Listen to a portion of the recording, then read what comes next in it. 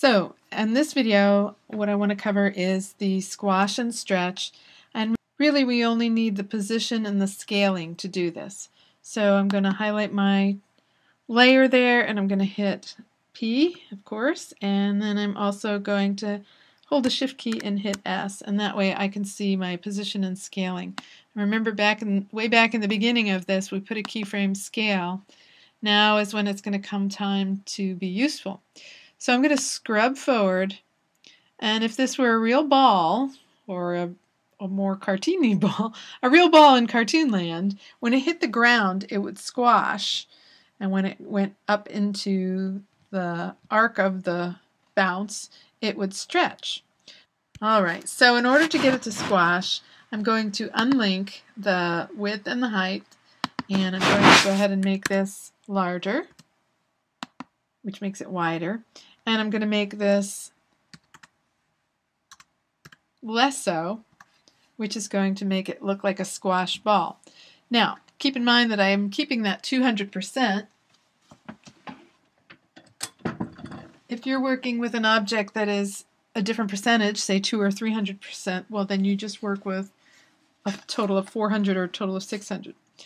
Anyway, that's not the point I wanted to make at this point. I went ahead and I made the squash right where it hits, but if I look at this thing, it's gonna start squashing before it even hits the ground. So that is definitely not what we want. So in order to make this look more like it's going to hit the ground and then squash, I'm going to zoom way in to my frame, and I'm going to put another keyframe right before it hits the ground where it is still 100%.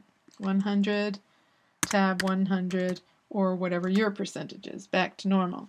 So that then when it hits, it looks like it's reacting to the impact. Okay, let's zoom out again. So going up to the top, I don't want it to stay squashed, but there's no impact here, so I can merely go back to 100. Let's try that. And that's fine, but if you want to really exaggerate, which is more like cartoons, we can even err in the other direction. So let's make it go a little taller. Let's say 110. And that means I should go to 90 here to keep the volume of this object the same. So let's see what that's looking like at this point with the bouncing, the easing, and now the adding of the squash and stretch. All right, we're starting to get the feeling of it. Let's go ahead and do one more keyframe. So I'm going to go to the next time it hits the ground. And once again, I'll go ahead and make a scaling keyframe.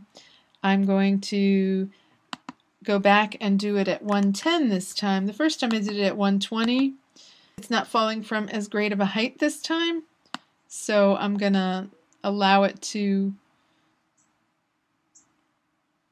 be a little less so. And notice I'm not going to worry too much about the impact here, although if I wanted to, I could zoom in. This will be your choice, whatever look you like better, and have it be not go beyond 100%.